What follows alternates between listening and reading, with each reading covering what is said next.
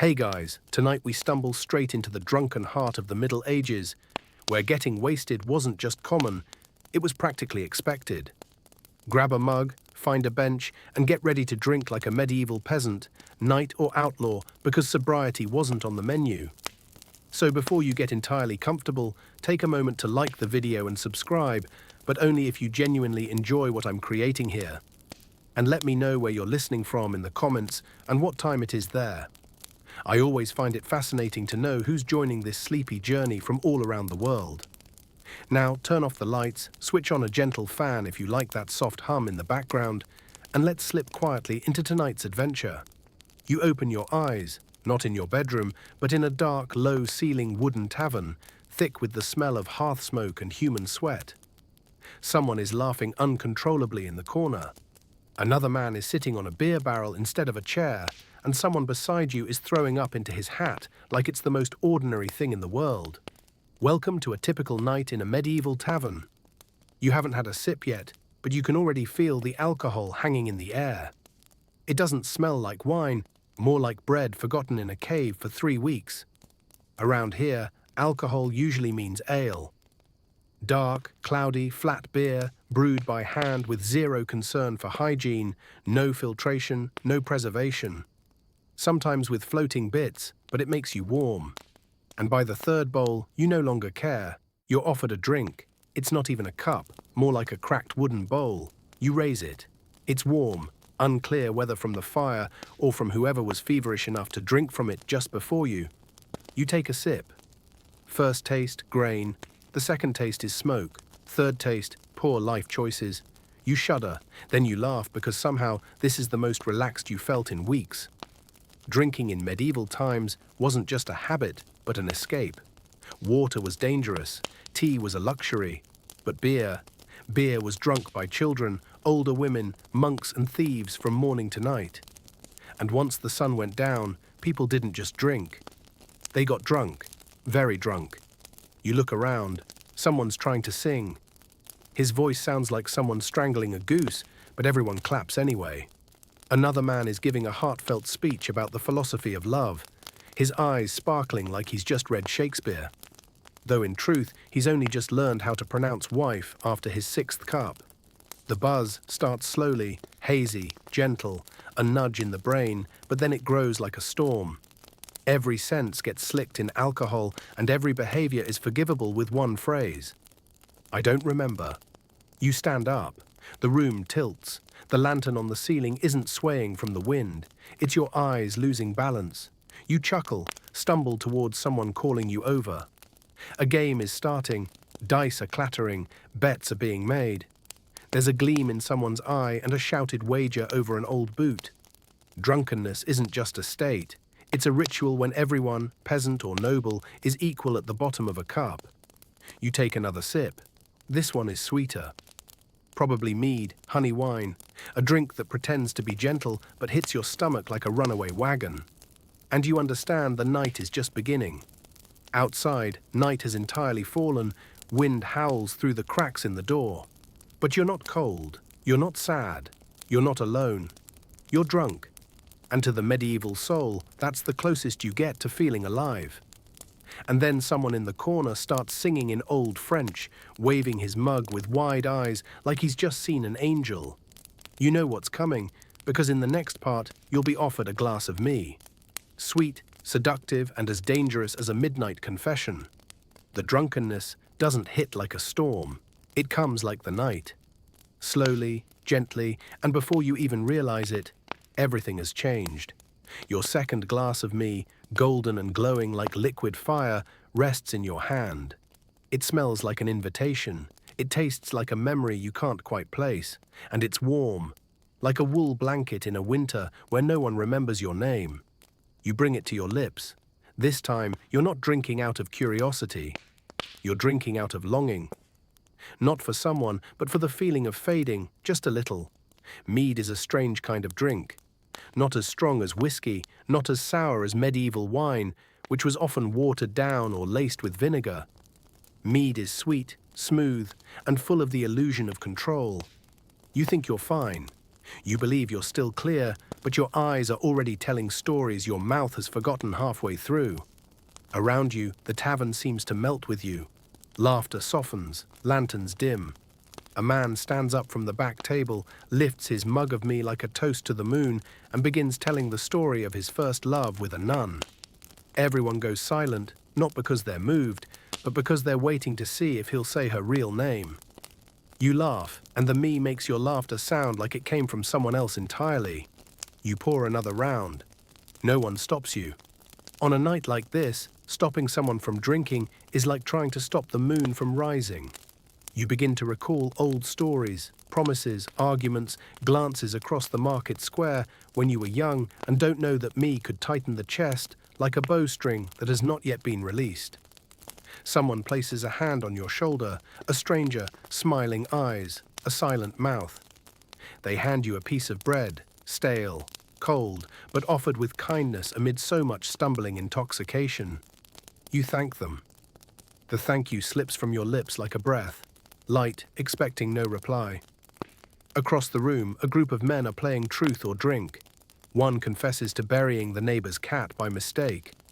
Another admits he can't remember his youngest son's name. No one laughs because in drunkenness, everything is forgiven, or at least postponed until morning. You sink back into your chair. The meat in your hand is half gone. The fire whispers from the hearth in a language only the drunk can understand. And you understand, not with your mind, but with a softness that hasn't dared to breathe in a long time. A name floats back to you, an old friend, a half-kept promise, a parting that never fully closed. And the me in your hand becomes the apology you never sent. You drink the rest slowly, deliberately, not to forget, but to hold on. The honey wine slips down your throat like a lullaby. Not sharp, not bitter, just gentle, like an old lover returning. Not to scold, but to sit beside you on a cold night. You exhale softly. The wind howls through the door cracks. Someone starts to play the flute. Wrong notes, but perfectly timed. And you know tonight will be long, but not lonely because you sat at this table. You raised your glass. You got drunk. And when everyone drinks, sings, and slumps onto each other in the firelight, you see that medieval drunkenness wasn't solitary. It was a shared ritual with the whole village, drifting together into me and forgetting. No one here is fully sober, but no one is truly lost either. There's a kind of drunkenness, not staggering, not shouting, not bashing heads on stone, but quiet. It is so deep that you no longer recognize the voice laughing out of your mouth. And in the medieval world, communal drunkenness was the truest kind of intoxication. Not everyone had something to eat, not everyone had something to believe in, but drink. Drink was there. When the village had a feast or a wedding, the harvest was in, or even if the moon was out and the rain was not, people drank. Not alone, not in secret, not hiding in corners. They set long wooden tables, hung lanterns from beams, dragged benches out into the courtyard. The men leaned into each other like barley stalks full of wind. The women laughed louder than usual. Children darted between chairs, snatching bits of crust and fallen cheese. And the drink, ale, mead, cider, or something with no real name, flowed from mug to mug like a sweet river with a powerful undertow. You're in the middle of one of these nights now. You're not sure what the occasion is. Maybe a forgotten saint's day. The harvest may come in clean. Or maybe the only reason needed was that it felt like the right night not to need one. You're holding a new mug of me, your third or fifth, depending on how tightly your memory has curled up for the night. Around you, someone begins to play a wooden pipe. Offbeat, off-key, but perfectly in spirit. Another drum on an empty keg. Another sings a verse in Old English. You don't understand a word, but nod like it's sacred scripture. Someone pulls you to your feet. You stumble into them willingly. And just like that, you've joined the circle. A dance nobody teaches. Steps nobody remembers learning. Your feet trip. Your collar loosens. Your breath burns like firewood. And still you laugh. No one cares who you are. No one remembers what anyone said. There are only hands and hands, shoulders brushing, and shouts exploding like clay cups shattered on uneven stones. Drunkenness is no longer inside you. It's something you share. Each time someone collapses into a bench, 3 others pour for them. Each time someone cries, 2 more either pat their back or laugh and drag them back into the dance. No one gets left behind. No one is left alone. No one has to explain who they are. And for a moment, you're not even yourself. You're a single brushstroke in this great swirling mural of revelry. The 13th laugh in a rising chorus, a hand held by a stranger whose name you'll forget by sunrise, but who tonight understands you completely. There's food on the table. Thick bread, soft cheese, a half-eaten drumstick. You're not sure if you've eaten, but there's salt on your lips. Maybe from meat, tears, or the taste of laughter. Someone starts a drinking song. The whole village sings. You don't know the words. You mouth along. No one notices. No one cares. Because in the medieval world, drunkenness wasn't about how much you could hold. It was about how many people you could hold it with. To drink, to forget, to fall sideways into each other, as if the whole world were one big pillow. You look around, a cup in your hand, a heart not full, but lighter than it's been in a long, long time. And you understand why people in the Middle Ages drank so much. Not to lose themselves, but to melt into a crowd and not feel like they were disappearing. After dancing until your legs can feel nothing but the echo of your heartbeat, you stumble back to your old table or a table that looks very much like it. It might be yours. It might belong to someone named Gareth, but Gareth isn't here, and the mug is still full. Brown, murky, heavy, like a winter lake. Long after the sun is gone, but before the ice has set in. Home brewed, flat, warm, unfiltered. There's nothing seductive about it, nothing inviting, but it's real. You lift the mug, and for a brief moment before you drink, you catch your blurred reflection in that dark liquid, eyes dulled, nose flushed, a smile on your lips that doesn't remember why it's there. You drink. The taste of raw grain slams into your tongue like a wooden door shut too hard. It's not sweet, not smooth, not pleasant, but it's warm and honest. This is not a drink for celebration. This is a drink for reckoning, for facing yourself after 3 mugs of me and a dance you never learned. A man who just finished singing slumps at the table next to you. His hand still grips an empty mug, like it's the only escape from dreams he didn't ask for. You look at him, then look at your mug and drink again. A doesn't make you float like me. It slows you down like a freshly stitched wound, reminding you that there's still tender flesh underneath. The sounds in the tavern start to shift. Laughter turns low. Stories grow longer. Someone is speaking about a loved one they lost. Someone else swears they saw a ghost in the forest 3 nights ago. It didn't move, just watched me take off my shirt. No one doubts them because A makes every word sound like truth, or at least someone's truth. At this moment, you rest your face in your arms. The wood of the table is damp. It could be beer. It could be tears. You can't tell anymore, and you don't care to. Inside your head, images blur like smoke. Faces fade but feel familiar. Laughter echoes from the bottom of a deep well. And there's a sense you've been here before, or that you'll return here in another lifetime. Someone places a hand on your shoulder. They don't urge you to drink. They sit beside you. No questions, no words, no smile. You don't turn to look, but you know the night is thickening and the drink is sinking deeper, right into the bones. You take your final sip, bitter on the lips, warm in the throat, and your chest feels lighter, like something heavy just got set down, something you never dared say aloud. You lean back, resting against the wall. The lantern swings gently, and the shadows dance along the beams like drunken spirits who refuse to leave this world, at least not tonight. Then suddenly, a loud thump from the far end of the tavern. A wooden barrel rolls into the center of the floor. The barkeep, or someone pretending to be, bellows, "New round."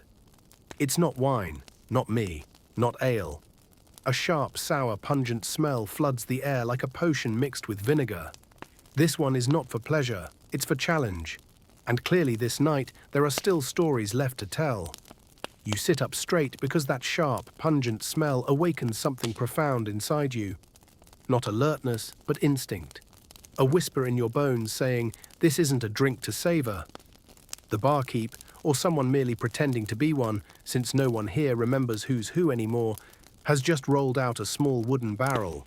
No label, no explanation, just a short declaration. This one made my father forget he had a wife. Applause erupts. Not for the story, for the drink. The liquid is poured into smaller cups. Not out of respect for portion control, but because any more than that and someone will end up in a ditch before midnight. You take your cup. The surface glimmers like vinegar laced with fire. Dark, yet clear. You can see through it, but not yourself. You raise it to your nose. First mistake, the smell punches straight through your sinuses, makes your eyes water and momentarily wipes your memory access. You cough softly.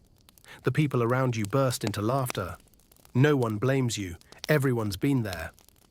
This drink isn't something you enter. It's a door that only opens if you kick it. You drink, not a sip, not a taste. Pour it down your throat like someone leaping into a river to escape a fire. First comes heat, then burning, then cold, then confusion. It's not spicy like pepper, not bold like red wine. It's a punch from the inside, like a small animal awakened in your belly, now screaming in the voice of every bad decision you've ever made. You suck in a breath. Your chest is burning, but your mouth is smiling. Smiling like someone who just walked through the gates of hell and found a feast waiting on the other side. The man beside you downs his cup in a single gulp, then slams it on the table like a stamp of approval. His mouth is twisted, eyes squeezed shut, but his hand still lifts, asking for another. At the far end of the room, a woman has just finished her shot and beats her chest, declaring, "I am the wound this liquor chose." No one argues. How does one argue with prophecy? You're not sure if you want a second round, but your hand reaches anyway. And so you drink again. This time there was no coughing. You close your eyes first, and in the darkness behind your lids, you glimpse another night. One long buried. One you tried to forget. Now dug up by this drink like a dog unearthing an old bone. Sometimes alcohol doesn't make you forget. It makes you face it. Voices in the tavern are louder now, arms wave wider, eyes open wider. No one's holding anything back. Every story told like blood scraped from an old scab. Wet, aching, and painfully true. You stand not to leave, but to see if you still can. The world tilts slightly. Not the floor.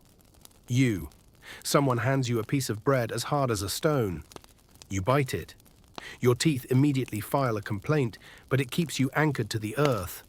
A man starts telling the story of the night he proposed to his wife and ended up marrying her sister by mistake because of a drink just like this. You laugh and find yourself wiping your eyes. It may be from joy or sorrow, but it doesn't matter because here under flickering firelight, surrounded by fermenting spirits and hearts rising like malted mash, no feeling is out of place. You drink the final gulp, your throat burns, your eyes glisten, and then just as everyone is drowning in their version of intoxication, the tavern door bursts open, a gust of night air rushes in, and with it music, faint, distant, not from the village, not from anyone you know, just music, steady, strange, calling you to stand. 'Cause the night isn't done, and not every drink is poured by human hands. The door opened like a breath, sudden but not startling. No one rushed to close it. No one asked why. It was as if in this drunken night the wind had long been invited. The music came in with it. Not loud, not clear, but enough for everyone to hear. An old tune looping over and over as though played by someone who didn't know how or wasn't allowed to stop. It wasn't a lute or a flute. It was something in between. Wood striking string or dried gut, trembling in the dark. You tilt your head. Your ears dulled by liquor twitch back to life, not to listen, but to feel. That melody doesn't invite you. It reminds you of what you're not sure, but it feels familiar. Like a story once told to you when you were too young to understand the words. You rise, step out of the tavern, no one stops you. No one ever stops someone who's begun walking toward the music. Outside, the air is colder, cleaner, but full of soil, mist, and sadness, without a name. The moon isn't complete, but it is enough to show you the path. You follow the sound, not fast, not slow, like someone searching for something they lost in a life they never lived. The music doesn't grow louder, only deeper. You cross uneven cobblestones, pass a broken fence, and see a group of people standing there, not singing or speaking, and just tilting their heads, quietly listening. In their hands, cups. In their eyes, fire. A woman spins in the center, not to any rhythm you recognize. Barefoot, dress torn, but her movement is beautiful, like flame teased by wind. Each turn catches the air in her tattered skirt, and each gust seems to carry the music a layer deeper. No one knows who is playing, but no one doubts the sound is real, or that it might come from within them. You step into the circle. No one asks. No one looks. You watch your hand rise, not because you meant it to, but because your body no longer asks for permission. And then you begin to spin. Not quickly, not lazily. You spin like a reed in the wind, like a child in a dream without weight, like someone who forgot where the world ends. The ground feels as soft as water. Your eyes are open but unfocused. Your ears are full of music. And your heart, strangely, is quiet. This is no longer drunkenness. It's a state. No one is vomiting. No one is shouting. No one is retelling a love story. There is only the music. And each person within the wind, the drink, the pale silver moonlight is dancing with a version of their soul. An older man sits and begins drawing something into the dirt. No one watches, but you know it's a memory. Not in letters, but in handprints, in scratches, in spilled wine stains. You spin once more, and in that moment you see yourself from afar, from the tavern, from the beginning of the night. Like fate, you agreed to it without reading the terms from the first cup handed to you. You don't remember when you stopped spinning, only that when you did, everything was quieter. The music still played, but farther off. It's like the final lull of a lullaby. You look around. Others have sat and or lain down, or leaned against each other like stones bracing a hearth. No one speaks. You lift your cup. There's a little left. You drink. And for the first time tonight, it doesn't burn. It doesn't sear. It doesn't make your face W's. It just flows like sweet water through the driest land. And you understand, not all spirits are brewed from honey or barley. Some are fermented from callings, from sound, from dreams ancient and half-remembered. And somewhere in the village, where the lights haven't gone out, the story hasn't yet ended. Someone is pouring the next glass with a smile you've seen in another life. You don't remember how you made it back to the tavern. When you pushed the door open again, the wind no longer howled. The scent of smoke filled your nose like a warm hug. And the faces inside, those whose names you couldn't recall, but whose laughter you recognized were still there. Everything looked the same, but you were different. Not because you were sober, but because you had crossed a threshold, one where the drink no longer took you further away. It began to lead you back. Your old seat was still empty. A fresh drink had been poured, cider this time, dark, golden, with a pale foam clinging to the rim. Lighter than me, smoother than ale, yet it crept into your blood like someone who never knocked. You sat, I lifted the cup. But I didn't drink just yet, because now you weren't drinking to find something. You were drinking to listen. A voice spoke to your left, a thin man with a patchy beard, staring into the space between his fingers like he dropped his soul on the floor. I had a daughter, he said, forgot her birthday 2 years in a row. Because I was drunk. No one replied. Not out of coldness, but because everyone understood. Some things can only be said when a glass is there to listen. You raised your cider. I took a small sip. The first taste was lightly sour, then sweet, then dry. 3 flavors are woven like a conversation with no clear thread, but entirely real. A woman near the hearth began laughing softly to herself. She wasn't speaking to anyone, but each time someone else chuckled, she joined in like a little bell echoing joy to help it last longer. You drank again. The night had slipped into its quiet phase. No more music, no more games, just the soft clinks of cups on wood, scattered sighs, and the occasional story slipped too far to take back. A young man, sharp cheekbones, eyes still caught in some dream, leaned toward you. "My old man once told me," he whispered, "don't drink when you're sad.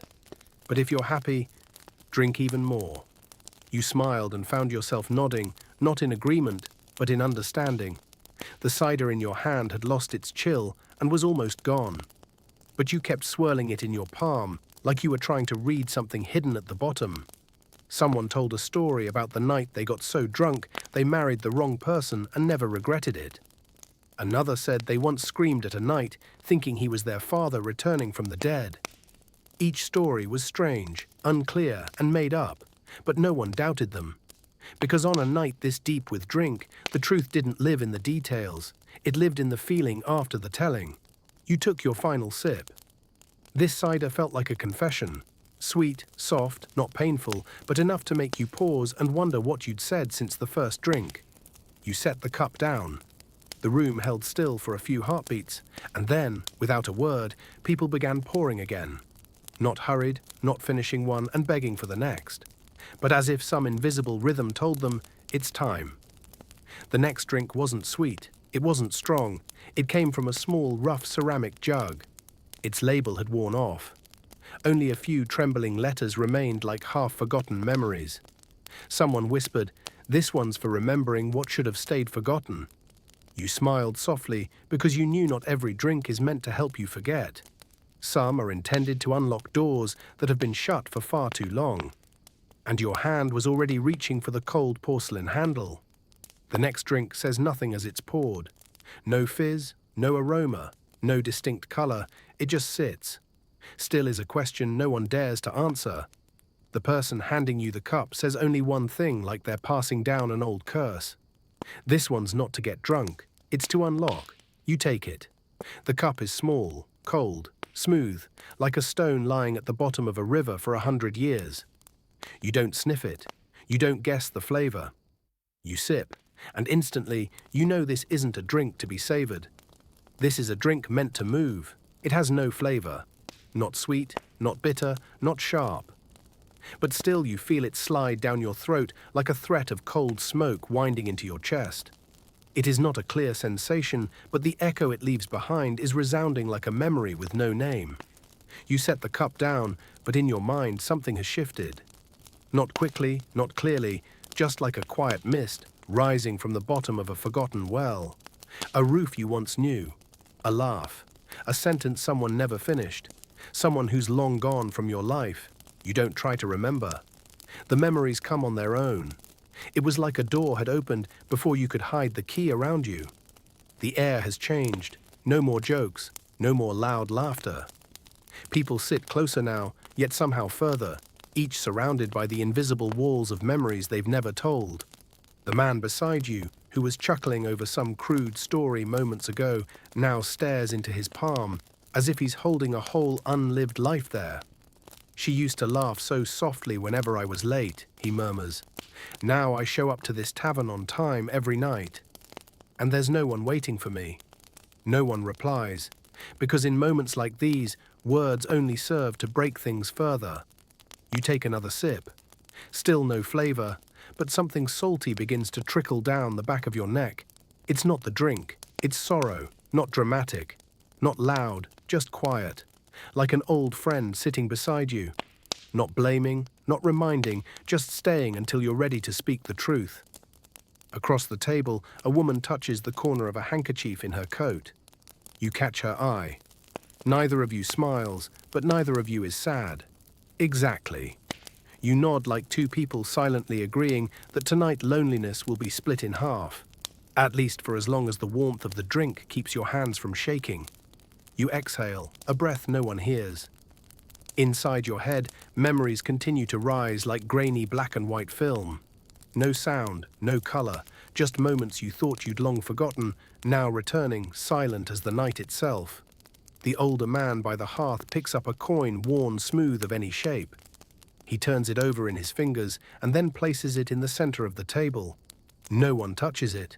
Everyone knows that some things lose their value and should never be spent. You glance down at your cup, empty. No one offers more. You don't need any. Not because you've had enough. But what you needed, the thing that kept you still tonight, wasn't in the drink. It was in the silence between sips. The fire crackles in the hearth, a wooden chair cacks as someone shifts their weight. And then a voice begins to sing from somewhere you can't place. You can't tell if it's a man or a woman. I can't make out the language, only the tone, like wind through the damp straw, like a lullaby not meant for children. Someone beside you closes their eyes. Someone else lays a hand gently over their heart. And you? You do nothing. You sit there quietly listening, as if it were your voice, finally rising to be heard. You don't know when the singing began, only that it was already there. When you sat still after that scentless drink, and somehow it had been there long before you ever walked into the tavern tonight. The voice is not loud. There are no clear words, no crescendo. But every note seems to drift through your chest, leaving behind no echo, no trace, just presence. A quiet presence that does not fade. You don't look around for the singer. You know it's pointless, because this is no longer a song. It's a memory borrowing the shape of sound. An old lullaby, a whisper someone once left in your ear when you were still small, still afraid of the dark, still believing that closing your eyes might fix everything. You're not small anymore. But the dark is still dark, and this song, it doesn't tell you not to be afraid. It tells you it's okay to be scared because you are not the first. The room remains quiet, but not hollow. Everyone seems to be listening with a part of themselves that isn't ears, isn't heart, but something unnamed somewhere between the chest and memory. The man in the corner has stopped spinning his coin. He places a hand on the table and exhales, not in defeat, but in a release. The woman by the hearth has long closed her eyes. There's a small crack on her lip, and you can't explain why, but it feels like a smile once caught by the wind mid-sentence. You're still sitting upright. It's straighter than before. The song has no accompaniment, no rhythm, but each held note feels like a thread pulling you gently out of your skin, leading you back to parts of your life you thought were behind you. That one time, standing in the rain, without shelter, a laugh across the market square, suddenly growing distant, a name you once whispered into empty air to hear yourself say it, as if they were still there. The song doesn't ask if you're okay. It simply tells you that others feel this too. Others have hurt without knowing why. They laughed at night so they wouldn't cry during the day. They have sat alone drinking nameless spirits to remember someone who no longer remembers them. The glass in front of you is empty. You don't need another. What you're drunk on now isn't in the cup, it's in that voice. The singing grows softer, as if it's walking further away. But it doesn't leave. It just retreats to somewhere deeper in you, to the small room still inside with yellow light and the old wooden chair no one sat in since that winter long ago. No one speaks. The room's lights remain on, but the darkness in you has softened. The final note holds just a second longer, then fades. No applause, no refill. Only one person, you don't know who, stands very slowly and walks gently toward the back door, not to leave, to open it. And as the hinges cark under the weight of night air, another sound drifts in. The crackle of fire and the faint, gentle bubbling of water. A new scent begins to waft in from the back kitchen. Warm herbal. No alcohol, not roasted meat, but herbs. Maybe it's time for the one thing left that can warm you when all the other drinks no longer can. You're not sure what stirred you from that silence. A faint sound, a gentle scent, or a sudden peace so unfamiliar that your heart felt uneasy in its presence. The smell grows clearer. No alcohol, not smoke, not roast meat, not cheese, but something softer, cleaner and dry. Like grass dried in the late winter sun, like orange peels left by the hearth, like mint tucked into the linen pouch of a grandmother long gone. You breathe in herbs. Water is being warmed somewhere behind the counter. On a modest flame, a small pot is not boiling hard like soup, but gently whispering as if trying to keep the scent from escaping. No one tells you to rise, but you do. Your hand brushes the back of the chair like a quiet thank you. You walk softly toward the tavern's back kitchen, a place no one has stepped into all night. But now, no one stops you. The thin fabric curtain parts as lightly as a turning page. Inside, a single woman stands over the pot. She doesn't turn. She doesn't greet you. She scatters dried leaves into the water as if writing a letter in scent. You don't ask what she's brewing. You only know it isn't tea to sharpen the mind. It's meant to bring back what the drink took away. She hands you a small clay cup. The water is clear, glowing, faintly gold, warm enough not to burn your lips. Its aroma doesn't shout.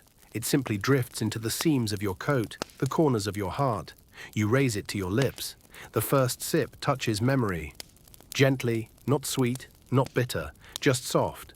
You sip slowly, carefully, as if each swallow risks spilling something fragile inside your mouth. And with each sip, you feel yourself returning. Not home, but back to yourself. And you realize this is the first thing all night you've drunk not to forget. Not to forget someone, not to forget yourself. No music, no stories, just the soft tap of a spoon on a kettle, the whisper of fire, and the even breaths of the people seated around the small wooden table. Each is holding a cup like yours. No names were exchanged, no reasons were offered, no need for words. Only this moment shared quietly with something warm that does not make you drunk. A man places a brass button on the table. A young woman slips a wooden ring off her finger and leaves it on a porcelain dish. No one explains, but you understand. Sometimes people don't leave words behind. They leave objects, traces of when they once felt whole. You take your final sip, not because you want to finish, but because something in you has finally settled. Not loudly, not broken. I just touched the ground. You rise. No one says goodbye. No one tries to hold you back. 'Cause here they all know. Some places don't ask for your story. They only ask that you sit quietly long enough. You step back into the tavern. A breeze flows through the open window. The lantern no longer flickers. It glows gently. The drunk now sleeps where they sat, heads resting on arms like children, too tired to make it home. You sit again, not to drink, not to speak, but to hold on to the warmth still lingering in your cup. Where at last you understand not everything that brings peace must have a taste. Some things simply need to be there. You thought the night was over. After that gentle cup of tea, everything would slowly fade into stillness. Like the fire in the hearth once no one feeds it. Like the smile that just left the corner of a stranger's mouth. Like your own heart finally brushing against a rare quiet after hours soaked in drink. But then you hear the sound of a glass touching wood. A soft clink, plain and unpolished, yet clear enough to make you open your eyes. Someone is sitting there. You don't know when they arrived or where they came from. Only that they weren't there when you stepped into the kitchen, but now their shadow stretches across the table, a hand wrapped around a dark brown drink. Sit down again, they say, not urging, not calling, just offering a word aged like wine poured when you began to forget you ever wanted another sip. You sit. There's no need to ask what's in the glass. You already know the silence it carries. This drink is thicker, not in strength, but in memory. It feels like a spool of dark thread, waiting for you to take one end and follow it backward into things you barely recall, but always felt the weight off. You bring the glass to your lips. Not hastily, not cautiously, because you know the last drinks of the night don't make people lose control. They let them go. The first sip drifts across your tongue like dew melting on stone. Not hot, not sharp, but deep. Deep enough to make you feel as though you're back in the old kitchen of your childhood, where your mother once quietly warmed water over a wood fire. And you asked questions, but no one answered anymore. The person across from you remains silent, but their silence wraps around you like a thick wool blanket. I'm not clinging, just covering. You drink again, and this time something inside you knocks. Not someone else, but yourself. From a long ago moment when you once dreamed you wouldn't need alcohol to feel whole. A quiet voice within you murmurs, "This isn't intoxication. This is remembering wordlessly." You lean back in your chair like someone who just heard their story told aloud by another's mouth. Around you, those still awake are no longer talking. They sit, hands resting on glasses, eyes half open as if trying to see through the night and into the morning. Someone begins tracing shapes in the dust on the tabletop. Not letters, not symbols, just drawing. Like a child learning to speak through stillness. You set your glass down. Not empty, but enough. The figure across from you smiles gently. This drink doesn't need to be finished. They say it just needs to meet your lips. You nod and you feel no need to seek anything else for the first time tonight. No more stories, no more laughter, no more refills. You've met the one you needed to meet. Who might be you or the part of you you'd forgotten? The wind outside softens. No one is leaving, but no one wants to go anywhere anymore. The fire burns lower, shadows stretch longer across the floor, and the haze of drink, after all the chaos, the unraveling, the spinning, now lingers only as a warm scent around your neck. Like a worn scarf someone knitted last winter. Maybe the night isn't over, it's just started whispering, and in that whisper you hear footsteps descending into the cellar. Software steady, slow, as if someone is about to bring up another bottle, one you didn't plan to drink. But your heart has known its scent for a very long time. You don't know who the first person to enter the cellar was. You only heard footsteps, very soft, very steady, like someone walking across their memories. A man stood up, then another. You didn't look. You just found yourself rising too, like a leaf carried by the wind, without asking why. The entrance to the cellar lay behind the counter, hidden beneath a worn floorboard. Its pale wood, glossier than the lantern light above. No one opened a door. I just pulled gently, and then the scent of cold stone, rotting wood, and long-aged liquor spilled upward like a memory awakened from a deep sleep. You stepped down. The stairs were narrow and uneven, but you didn't stumble. Your hand slid along the wall where old fingernail scratches once tried to hold on to something slipping away. The light below was dim, only a few candles lodged in stone cracks, their flames burning on the breath of those who came before. The cellar wasn't large, but it was long. Long like a corridor in your mind, where unspoken feelings were shelved in wooden racks, sealed in dusty bottles, and left untouched. The man ahead of you bent down. His fingers brushed across bottles like a reader choosing a book. Then he selected one. No label, wax-sealed, dusted so heavily you had to guess its color through the flicker of flame. He set it on a stone table in the center of the room and waited. No one poured, no one asked because everyone knew. The deepest cellars don't hold the best bottles. They hold the heaviest. You sat elbows on stone, an empty glass before you. Then someone poured. The liquor inside flowed thick and slow, a dark red-brown like dried blood, dense as a promise kept too long. The first sip didn't reach your lips. It rested in the glass, and your eyes rested with it. You stared at it like someone staring at a letter they once wrote but never sent, knowing every word and why they never dared to fold it and let it go. You lifted the glass, not trembling, not hesitating, slow. It's like someone unlocking the box of old keepsakes. After years of not daring to touch it, you drank. And what you swallowed wasn't just liquor. It was the silence that once kept you awake through a stormy night. A voice inside whispered, "This is a drink for remembering the one who no longer remembers you." You set the glass down and exhaled, but the breath didn't leave. It lodged in your chest like wind lost in a cave. Someone laughed, not out of joy, but in recognition. "The last time I drank this," the voice said, "was the night I let slip the person who used to sit to my right." No one asked for more because in the cellar, every word weighed as much as an unopened cork. It's hard to lift. It's harder to swallow. You poured again.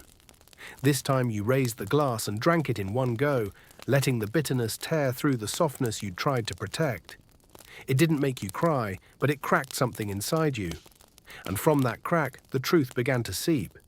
You had regrets, not for drinking, but for not drinking with the one you should have while there was still time. You leaned back against the cold stone. The cellar was freezing. But you were warm because not everyone dares to sit down here, open a bottle sealed with guilt, and speak what no one forced them to say. The last glass was set back on the table. No one emptied theirs because some must always be left like a promise for next time. You rose light steady. The alcohol no longer led you. It had become part of you. You looked around the cellar and touched another bottle. I didn't take it. It didn't pour, only thought someone will need this. But not tonight. You climbed the stairs. The warm golden light above was still there. The tavern is unchanged. Only now you had left a piece of yourself below the stone, and you knew the night was still long. But your heart was finally at peace. You step out of the cellar as if surfacing from a cold lake. Not wet, but still, not shivering, but with the sense that something unnamed has just been lifted from your chest. Something weightless, but heavy that slept quietly beneath your sternum. No one looks at you as you return to the tavern, not out of indifference, but because they are sleeping. Not the sleep of drink, but of weariness, of fullness, of a night that has whispered more than tomorrow will remember. You stroll through the room. One person rests their head on the table, still gripping an empty cup, as if letting go would cause them to drift away. Another is curled beneath a cloak, lips parted, eyes shut, breathing in rhythm with the breeze over the fields. The fire in the hearth is fading, but not yet out. The light is soft, just enough to see the backs of chairs, just enough to remind you. You are not alone, only the last one awake. You pull a chair closer to the fire. You do not drink, you do not speak. You sit. All night, you've passed through the stages of drink, from loud to quiet, from burning liquor to gentle herbs, from laughter to silence. But maybe now, with nothing left in your hand, is when you feel it most. You feel the wine. You feel the people. You feel yourself. You watch the faint ember in the hearth. It no longer glows red. Only a smouldering coal remains, like the dream heartbeat of a sleeping soul. Soft, steady, still living. Your fingers graze the rim of a dry, empty cup. At the bottom, a faint residue has dried, like the lifeline of someone who once wept in silence. You lean back, not to rest, but to let your mind return to that stairway, that cold stone cellar, and the eyes of a nameless man who placed a glass on the table and chose not to finish it. You don't know what time it is, no one asks, and you don't feel the need to know, because some nights are not measured in hours. They're measured by how many times you breathe without heaviness. How many silences don't feel hollow? How many moments do you look around and know? Though some are gone, you're still here. A chair carks softly. You glance over. A young woman is draping a thin blanket over the shoulders of the man beside her. He sleeps with his head tilted, lips murmuring as if dreaming something no one will ever hear. She doesn't look at you, but the look in her eyes is soft like the light from the room's last candle. And you smile, a smile with no clear recipient. Maybe for her, for yourself, maybe for the night that brought everyone here. To a tavern whose name no one remembers, but whose memory no one will ever leave behind. You lift your hand from the cup, lean your head back against the wood-paneled wall, and for the first time in many years, you feel no need to say anything more, no need to explain. There is no need to retell, no need to prove you belong. You are here among those who were once strangers, among words left unspoken, among a night that doesn't require an ending.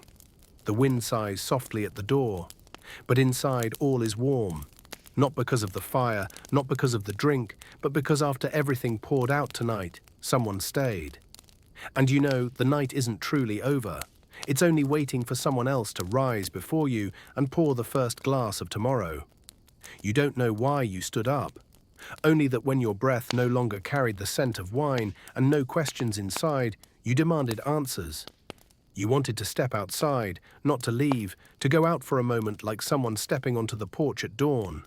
Not to do anything, to stand still and listen to the birds singing somewhere far off. You quietly pass those still asleep. No one stirs, cloaks draped over shoulders, hands resting around empty cups, heads leaned against old wooden tables. They've turned to stone in a moment of peace no one dares disturb. You open the wooden door. No creaking, no gust of wind, just the thin chill of morning air brushing your skin like a quiet question. Is anyone still awake? Outside it's still dark, but a different kind of dark. The kind that shifts gently as the night lets go. Not heavy anymore, just soft, like velvet beneath a light that hasn't yet arrived. You step down the stone threshold. Underfoot, damp gravel, flattened grass, and the scent of dew. The sky stretches above you, deep blue, speckled with silver, as if the stars have just woken up. still rubbing their eyes after a long night of being unseen. You exhale, not from the cold, but from the calm. The early breeze threads through your hair, your collar. You don't shiver. Your body still holds the warmth from the heart. From the tea you drank without learning its name. From the breath of the room you left behind. You look around. Everything is still. There are no birds yet, no barking dogs. Every door remains closed, as if the whole world is holding its breath, trying not to break the final dream of the night. And you, the last one awake, are now the one who bears witness. From intoxication to clarity, from night to light, from I was there to I am here. You don't feel alone. On the contrary, you feel surrounded by silence, by damp earth beneath your feet, by the first light preparing to rise from beyond the horizon.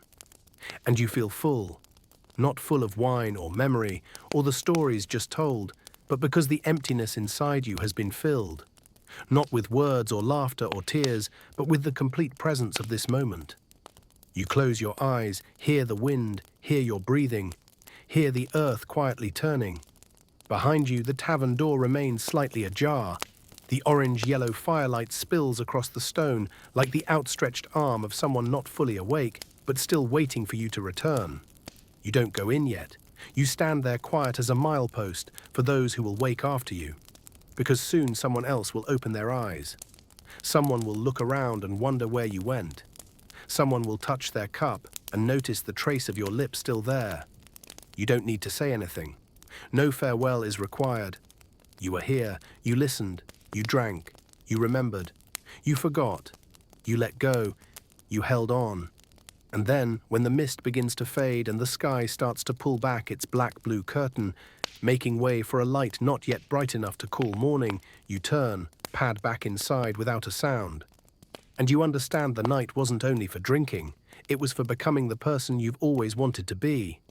When no one else was watching, you closed the door behind you. Not hurried, not forceful, just enough to keep the wind from slipping in.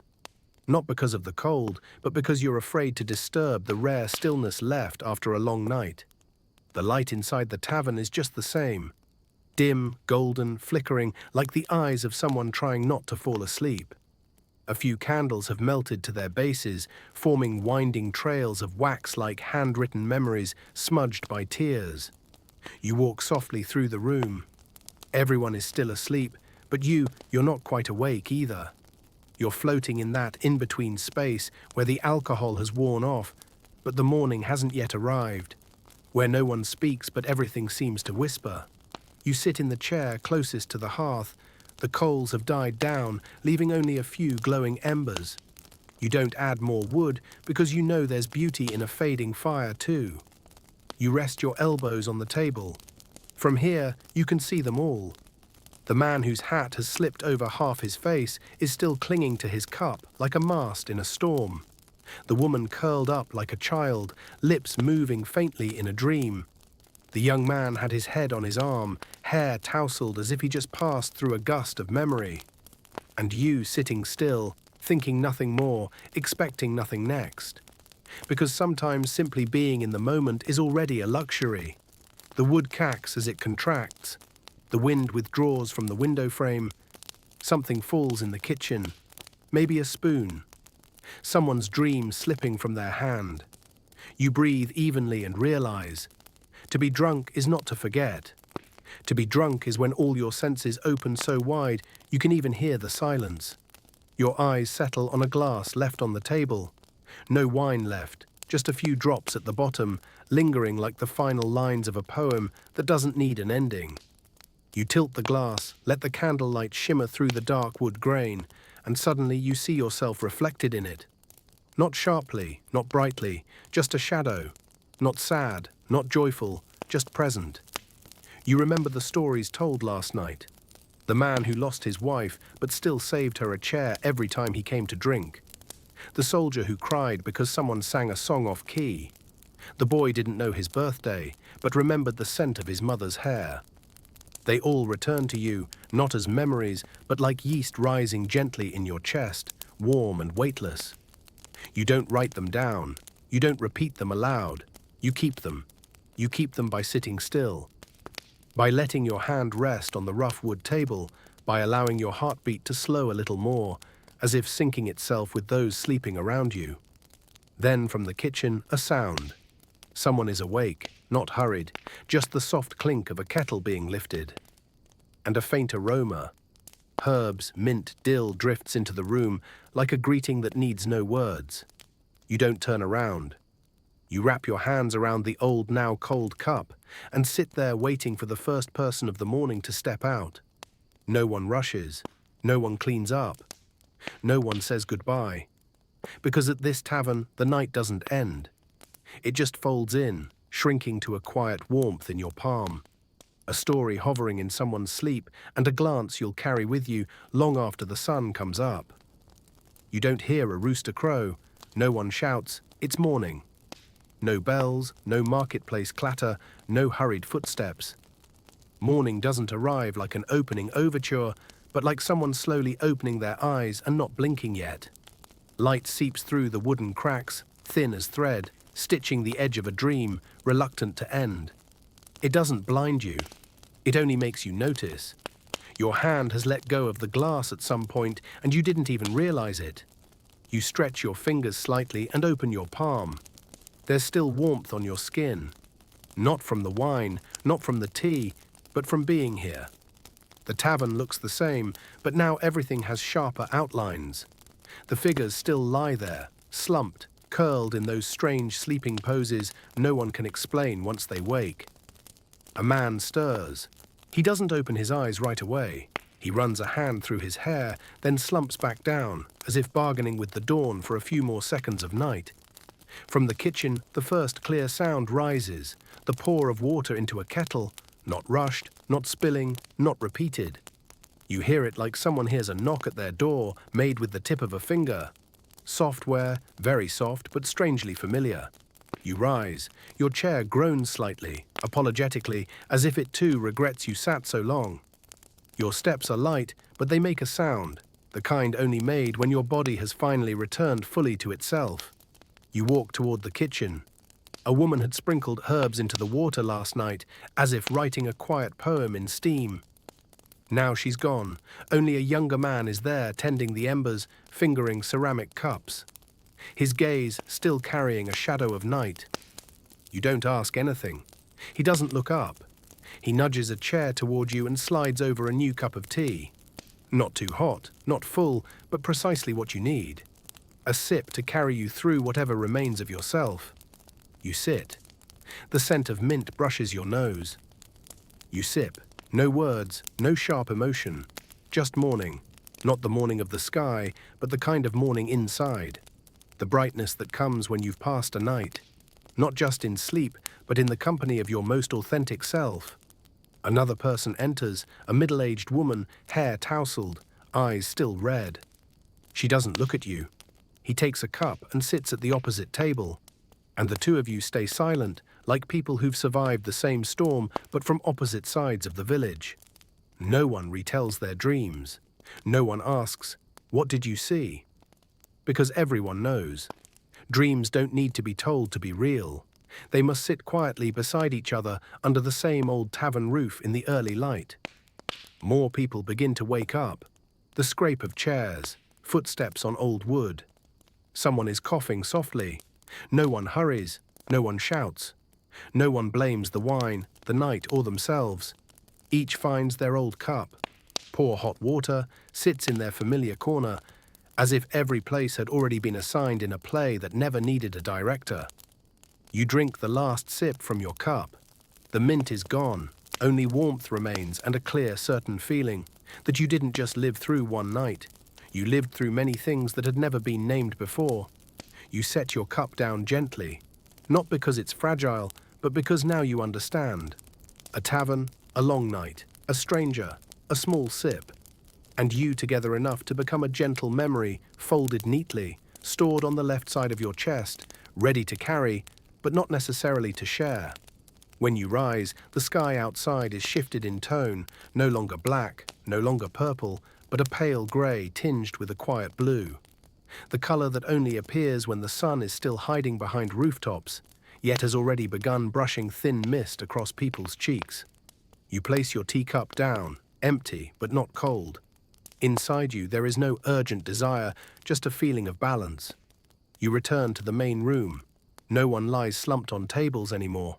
No more snoring, no more deep breaths. Only upright figures cradling their cups, faces resting in the light. No one speaks loudly, just soft murmurs like tiny waves lapping at the edge of memory. I should head home soon. Has anyone seen my scarf? Last night, did I really? But then silence again. Not because there's nothing left to say, but after a long enough night, words are no longer the best way to hold on to what's been lived. You glance around. Everyone seems familiar, but you don't recall names, only the feeling of having sat beside them when they laughed, cried, and were silent and clinked glasses. A man begins to straighten the chairs unhurried, just the simple act of someone who knows. After a deep night, the only thing left to do is leave things in order to honor the memory. A young woman gathers empty cups. Her face is bare, eyes still a little swollen. But her hands move gently as if she's arranging small pieces of herself. Each cup, each spoon, each cool drop of wine. You step near the door, not to leave, to stand at the threshold between in and out, between night and morning, between what just happened and what will never be told. An older woman steps up beside you. She doesn't look at you. She stands next to you, holding a thin wool scarf. She murmurs, "No one comes here twice as the same person." You don't respond, but you understand. No one leaves this tavern the same way they entered. Not because of the wine, not because of others, but because the night in its way softened the hardest corners inside you. You turn your head, catch the gaze of a young man. He raises his tea, not to toast, not to wave. He looks at you and nods. You nod back.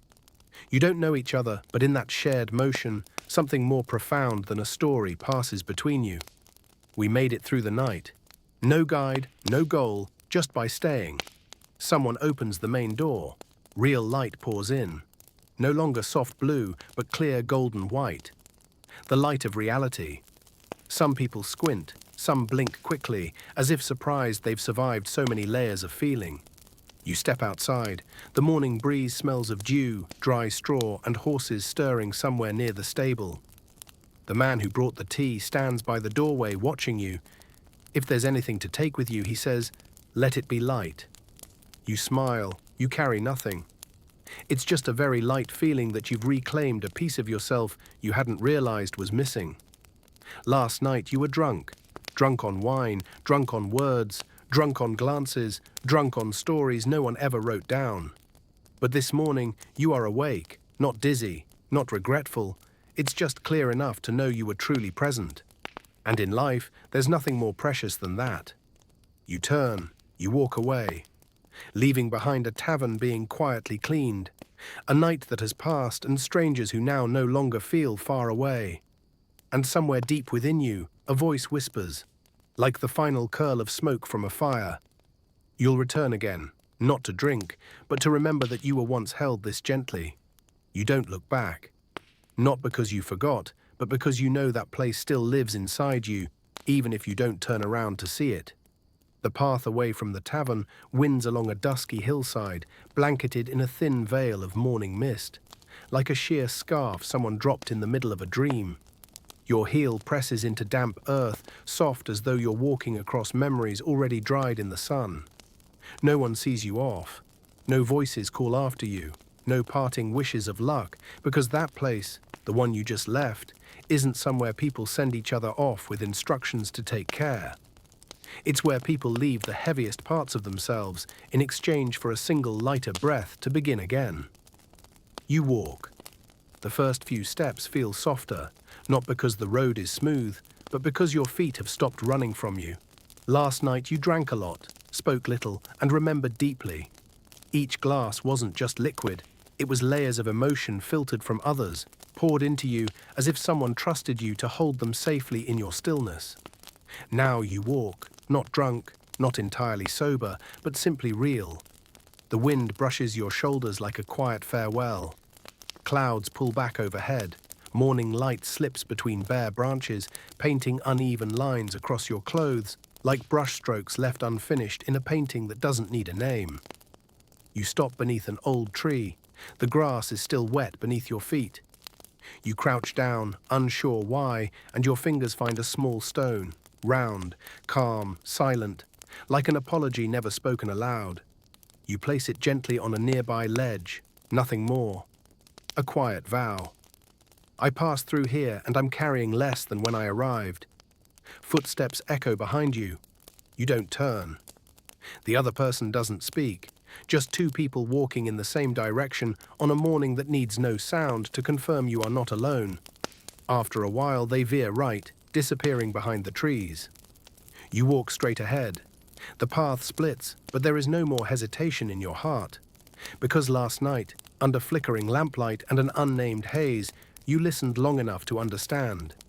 Every path has its reason, and every person carries a glass inside them, even if their hands are empty. You breathe deeply, not to catch your breath, but to affirm that you are truly here. Not in memory, not in the future, but in this very morning. In this real, unglamorous light, a horse whinnies in the distance. A cat darts across the path like a half-told story, fleeing memory's grip. Everything is small, but you see it. Not because it's bright out, but because your eyes have learned to see without the blur of wine. Your fingers brush against your chest, where the heart still beats steadily. Inside, you know you're carrying a very long night. Not written down, not recounted, but absorbed into who you now are. You look up at the sky, wishing for nothing, only feeling enough. Enough to walk on. Enough to remain silent. Enough to know if one day you return, that tavern will still be there. Not to welcome you, but to wait. Because some places, if you've ever honestly sat in them, they'll remember you forever. Even if you forget, even if you change, even if you never knew what you left behind on that old wooden chair, you walk forward. And with each footprint you leave behind, the morning wind hums low like a lullaby. You don't drink to forget. You drink to remember that you still feel. And that's when you know last night you didn't just drink wine. You drank yourself back into being. The road ahead opens up. On either side, fields stretch wide, as if exhaling slowly, where each blade of grass bends with the breeze, whispering an old poem that no one needs to write down. You're not in a hurry. Your feet carry no weight now, and your steps no longer leave prints on the earth. They drift soft, slow, leaving no mark, yet leaving a feeling. The morning has fully arrived, not in any grand blaze of dawn, no golden rays breaking through clouds, no birds flying in perfect flocks, just a light so gentle you can see the dust floating in the air, like the last bits of wine rising quietly from the heart. You hear the sound of water somewhere nearby. A narrow stream tucked beneath a thick stand of trees, flowing like it doesn't care for time at all. You move toward it. The water is calm, clear enough to see your reflection. You sit by the bank, not out of tiredness, but to try sitting with yourself without a drink in hand. You dip your fingers into the stream. The water touches you like the hand of someone who once comforted you when you had no words, no questions, no answers, just presence. A leaf drifts past. You watch it move with the current, nudged by stones, then carrying on. Not resisting, not steering, just flowing. And you realize maybe you're flowing too. Not toward anything, but finally no longer fighting. Everything you once tried to understand, tried to hold on to, tried to forget, no longer feels like something to be fixed. They've become things you've lived, and that is enough. A soft wind stirs. You hear the faint flutter of your shirt, a whisper. Thank you for making it through that night. You smile, not wide, just a slight curve at the corner of your lips. Enough to remind you that you're alive, awake, and no longer need wine to feel deeply. In the distance, a soft clatter. You turn. An older man walks a cow along a narrow lane at the base of the hill. His hand trembles slightly. His eyes squint against the sun, but his stride is steady. You don't greet him. He doesn't call to you. Just a nod as you pass. Like two people who might have known each other in another life. No need to say, "We're all right now." You stand, wipe your hands on your shirt. Continue. Not needing to know where the next stop is. not thinking about the name of the village ahead, not counting your steps anymore. You just know you're moving forward. And with every step, every breath of wind, every rustling leaf along the path, the world seems to echo one gentle farewell to the night before. Thank you for drinking. Thank you for waking. Thank you for staying long enough to let go. A cat leaps from a fence and dashes across your feet. You don't flinch, you smile. Feels like a short story in motion, fleeting but leaving something unnamed behind. Then before you, the fields open once more, and you realize you don't need to know what today will bring, because you had the night and you have this moment. Each strand of your hair stirs softly. Each breath feels rounder. Each feeling, each image, each quietness inside you. They no longer need pouring. They've become wine. They've become tea. They've become smoke. They've become mist. And above all, they've become you. You're no longer drunk, but neither are you empty. You are simply walking with a heart that has been gently warmed and eyes ready to see the world. Once more, without wine, without forgetting, but still full of tenderness. You walk into the village like someone without luggage, without a name, and without needing an invitation. The narrow stone path leads you through an old oak archway, so weathered that moss has grown like silver hair on an elder long past, caring to comb it. On either side, simple wooden fences curve gently with age. As if bowing and greeting, but without insisting, you stop. No one comes to welcome you, but you don't feel out of place. Here, welcome doesn't come from words, but from quiet details. A door left slightly ajar for the breeze, a trellis of violet flowers blooming early in the yard, a wooden chair under a tree. Empty, yet waiting. You stroll, not because you're tired, but because you don't want to disturb the peace here. A peace not stiff or forced, but softly dozing like a dream left unfinished.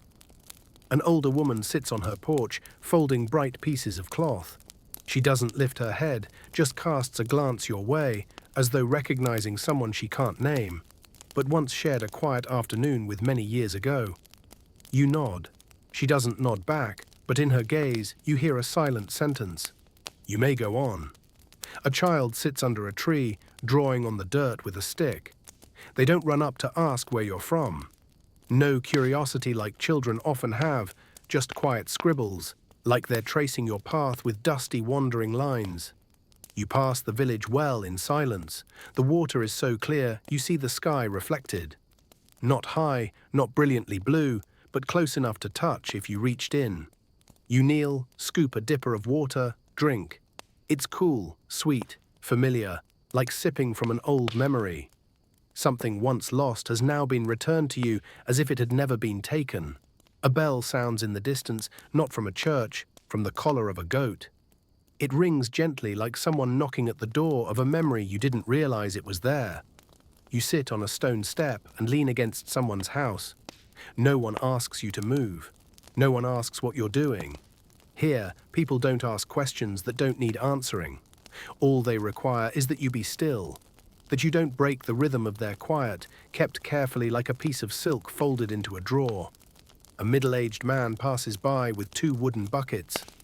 Water spills at the sides, catching glints of morning light. He doesn't stop. He lifts his head slightly in passing as if to say, "This place needs no explanation." You close your eyes.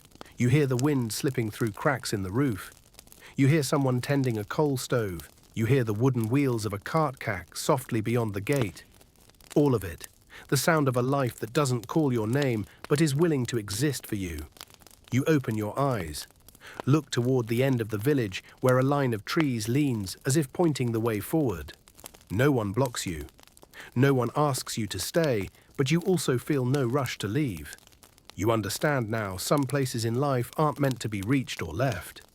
They're meant to be stayed in for just a moment to sit down, take a sip of cool water, look into the eyes of someone you don't know, and quietly think, "Thank you for not needing to know who I am."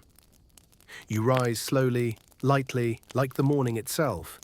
You walk again through narrow alleys, past half-open gates, along fences just low enough so no one feels truly separate. And inside you hear something that was never written down. There are places that don't hold you back because they know you'll return when your heart needs peace one more time. The road stretches out before you once more. No left turns, no sharp bends, just a soft dirt path flanked by fields of grass rippling in the wind. And a sky above so gentle it feels like a hand smoothing the creases from a weary brow. You walk forward, expecting to meet no one, expecting to arrive nowhere, not waiting for anything. You simply walk like an old habit. But this time, not to escape, but to be present. A butterfly flutters past. Its wings are so thin, they're nearly invisible. You don't reach for it. You don't smile. You watch its path, like watching a poem someone has released into the air. Not far away, a cow stands still, chewing grass slowly, as if pondering a dream from the night before. On its back, a small bird perches, eyes half closed, unafraid. Together they are still. This proves that being beside each other doesn't require knowing names. You pass under a small grove. A leaf lands softly on your shoulder, so lightly you can't tell if it was the wind or someone gently touching you from the past. And in that moment, you realize there are days when nothing special happens.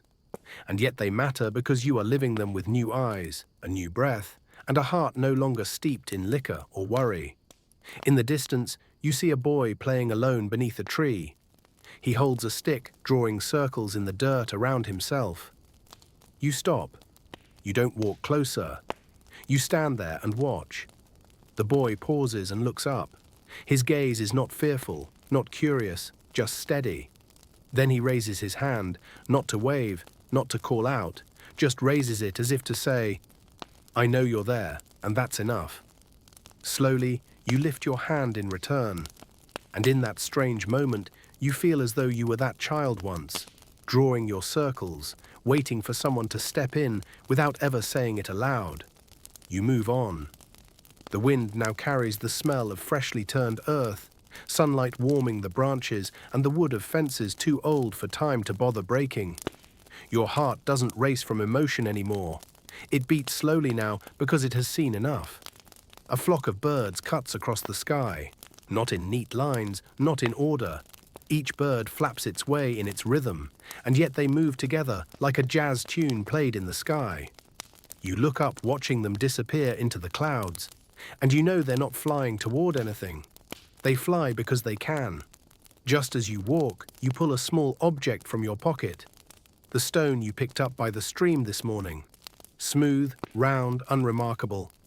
But now it's a part of you, a token of the moment you sat down, drank water, and saw your reflection in something clearer than any mirror. You placed the stone at the base of a nearby tree. No carving, no claim, just a quiet offering. Like the final low note at the end of a song. Far ahead you spot a low-roofed house, a wisp of smoke curling above its chimney through the treetops. You know you're not going there for shelter. You're not hungry. You want to be near a roof. Remind yourself that on this journey, even the most ordinary things can be a kind of magic. You keep walking, and for the first time today, you smile. Not because something was funny, but because your heart feels calm enough to give off a little light. You place your hand on your chest, feeling your heartbeat, soft, steady, like it's tapping out a song with no words. Just keep walking.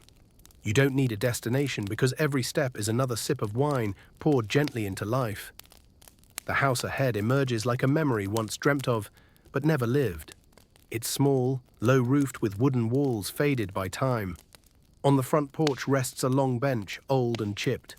Its paint peeling like the passing years, and no one is bothered to dust away. You don't rush toward it.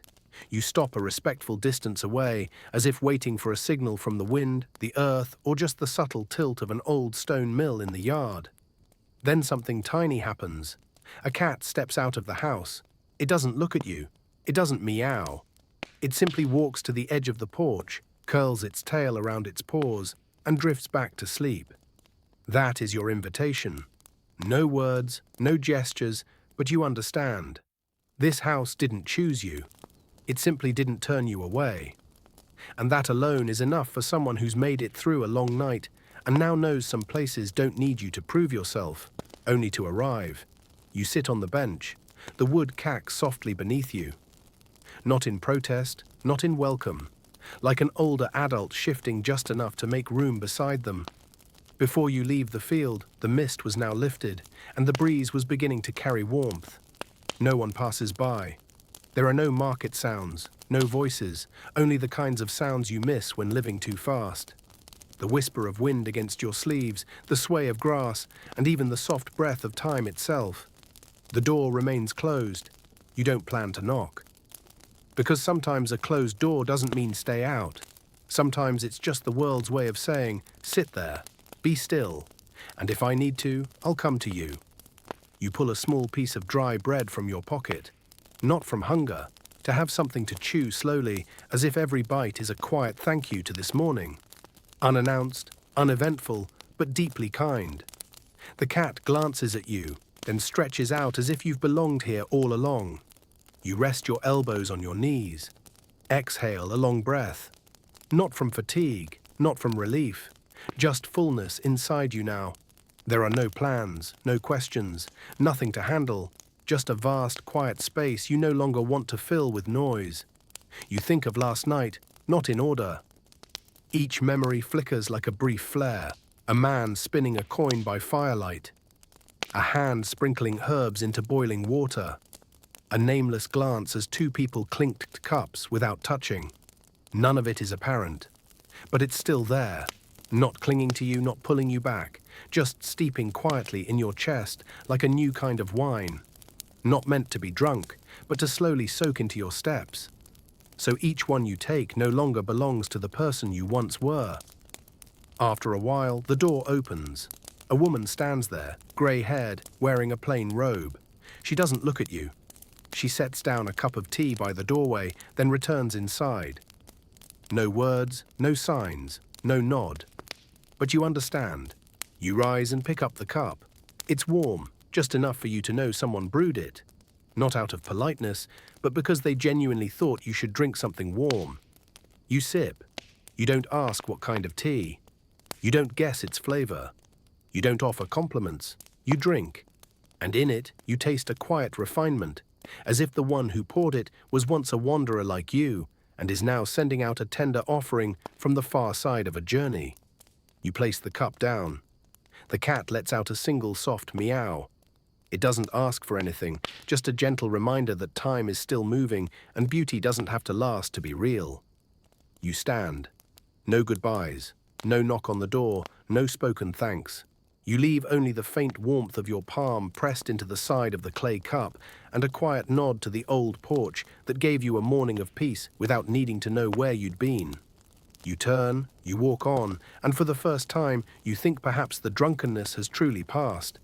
Not because you've sobered, but because you no longer need it. Because now each moment of stillness has become its kind of wine. The kind no one pours, but that warms you until dusk. You leave the old porch without a trace, except for the faint dent in the wooden bench and the lingering warmth of tea in your palm. The path ahead hasn't changed. It is still quiet, lined with grass on both sides, with no signposts, milestones, or village name to remind you where you are. But something is different now. Not the place you walk through, but the person doing the walking.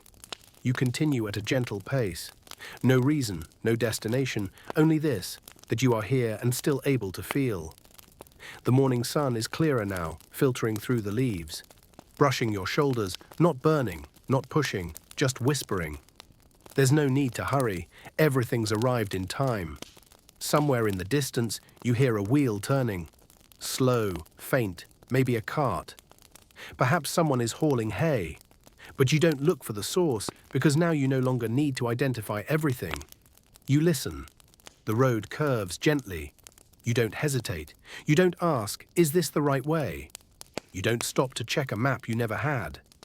Because you've gone far enough within yourself to know.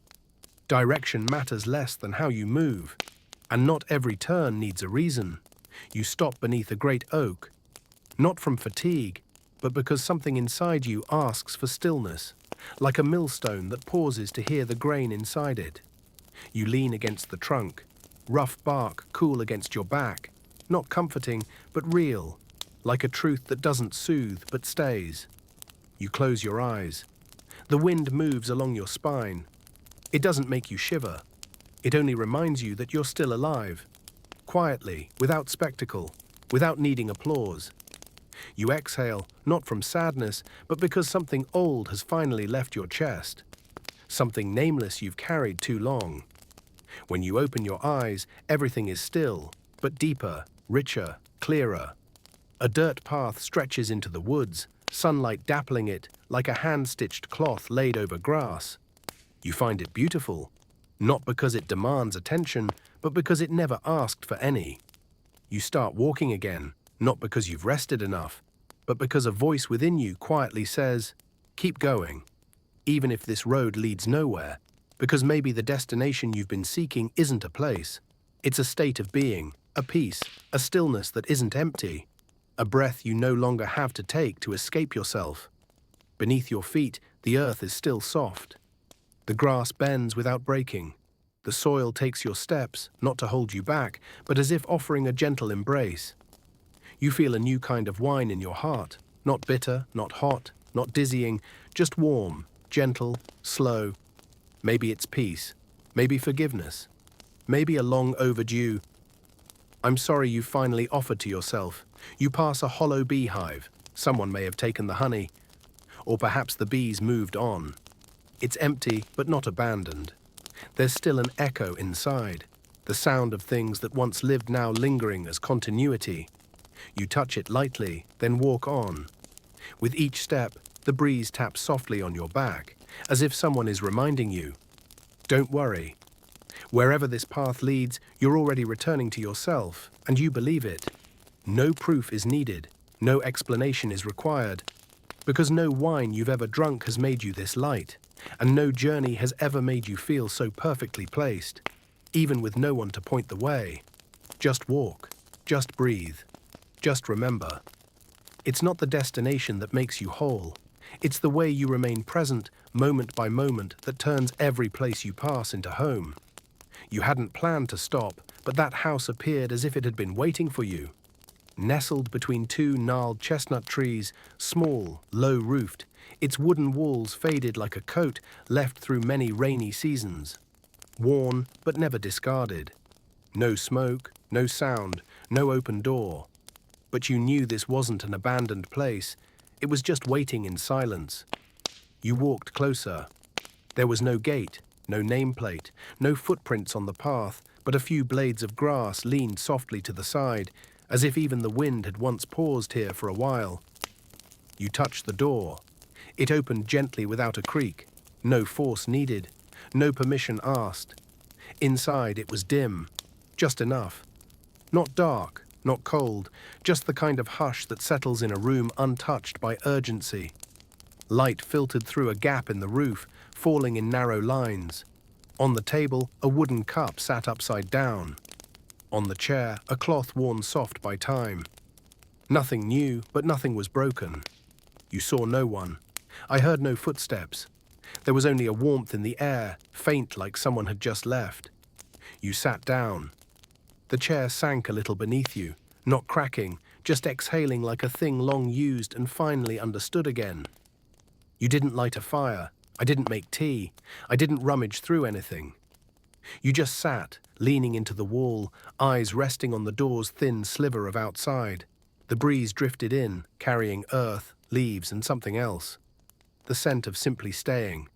You don't know how long you were there. I suggest a few minutes, maybe the whole morning. But what's strange is this. You've never felt time stop so clearly. Everything around you stood still, not frozen. I am just done trying to prove its existence. You closed your eyes, and for the first time in a long time, stillness didn't make you restless. It wasn't empty. It didn't ask anything of you. It didn't whisper, "What now?" It just sat beside you, not pushing, not pulling, not pouring in, not taking away. You placed a hand on your chest. Your heart still beat. Not fast, not slow, as if it too had settled into the rhythm of this house. A music made without instruments, but still full of songs. Outside, sunlight sliced between the branches.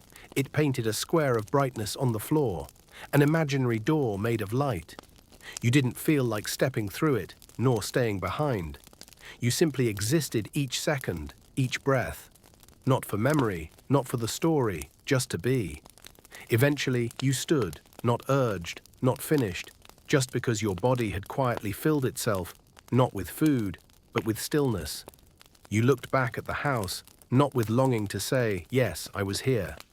You left no mark, no words on the table, no fold in the cloth, no symbols were scratched into the wood.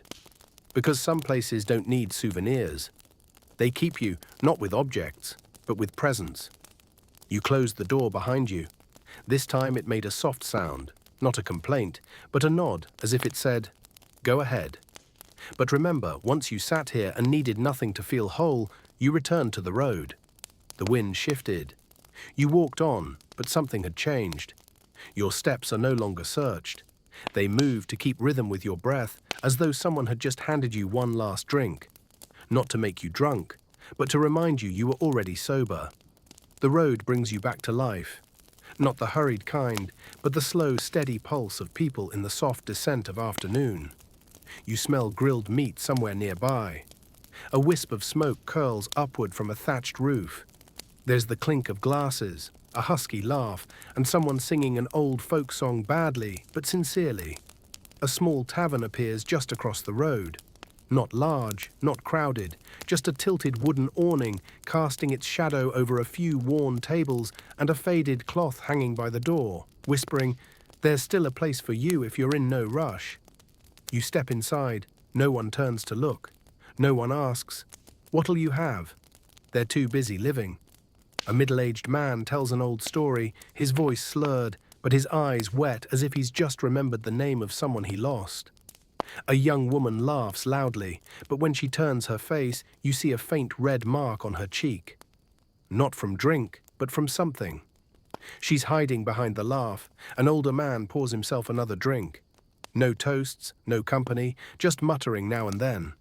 Last time I sat here, he was still alive. You choose a seat in the corner. Not too close, not too far. Close enough to listen, but not to be pulled in. Someone places a clay cup of wine in front of you. No questions asked. And strangely, you don't refuse. You don't drink right away. You hold it, letting the warmth seep slowly into your skin. Like the silent press of someone's hand who understands without needing words. You sit there listening to life flow through the room like a quiet river of wine. Someone talks about harvest. Someone jokes about finding a wife for their eldest son. Someone argues about an old debt from last winter. It's loud, but you don't feel tired because for the first time, you know you can sit among the noise without losing yourself, without vanishing, without feeling lost. You take a small sip, not sharp, not strong. The wine slides down your throat like a story that doesn't need an ending. And in that moment, you feel grateful. Not for the wine, not for the warmth, but because you finally know. You don't need the drink to feel connected. A man at the following table turns to you. Where do you come from? You look at him. You don't feel like telling your story. You don't feel like playing the guest. You smile and say, I came from a tranquil place. He laughs softly. He nods like he understands. And the two of you sit in silence, like boats docked beside each other. No need to explain the journey, just content to share the same harbor. From the back of the room, a tune rises. A flute, maybe drifting off key through the chatter, the clink of cutlery, the scrape of chair legs across the floor. It doesn't blend in, but no one minds. And you understand. Sometimes imperfection is what makes a moment unforgettable. You drink the last sip, not emptying the cup, not slamming it down, just placing it back lightly. Like a period at the end of a sentence that doesn't need more words. The tavern stays noisy. The people keep speaking. Someone is beginning to feel the wine truly, but not you. You're sitting inside the whirlwind of others' intoxication with a heart that's already passed through its storm. And you realize not everyone who drinks is drunk. And not everyone was drunk. Needed the drink to get there. Some people just needed someone to sit beside them without judgment, without questions. Just sit like you're doing now. You stand quietly, no one sees you off. But a few eyes linger, not to hold you back, to say, come back if you ever need. You nod, not to anyone in particular, but to the tavern, to the space, to the haze of others' stories that now you can sit beside without disappearing. You leave the tavern just as the sun begins to lean. The light now is no longer harsh. It's not entirely bright either, just a soft yellow tinged with red, like the cheek of someone who has just finished crying, hiding tears behind a vague smile. You don't know where you're going, and somehow that no longer worries you. The road is still there, but now you don't walk it to arrive. You walk it because the air has softened and the breeze touches you like it wants to tell you something. You pass an old field. The grass is tall, the harvest is long gone. Only blackened stubble remains, casting faint shadows like the scribbles of a dreamy child. You stop, not from weariness, but because a slight rise appears ahead. And on it, a flat stone as if someone long ago placed it there just for you to sit. No questions asked, so you sit. The sun begins to kiss the horizon. No one beats a drum. No one calls out, "Hurry and look or you'll miss it." But you know this is not an ordinary sunset because this time you're truly present. No thoughts, no expectations, just watching. The sky shifts gently from gold to amber to wine red, then to that pale lavender hue that feels like the exhale of a song nearing its final note. You see the clouds not drifting, but staying still, as if listening to the sky tell its last story. The wind changes direction, no longer earthy, but now carrying something like longing. Not sadness, just the quiet ache of knowing you're about to part with something beautiful and being okay with it. You rest your hands on your knees, eyes fixed on the sky, not because it's beautiful, but because for the first time you realize things can fade without needing to be held. You don't take a picture, you don't write a note, you don't mark the time, you stay. They say sunsets make us remember, but you don't remember.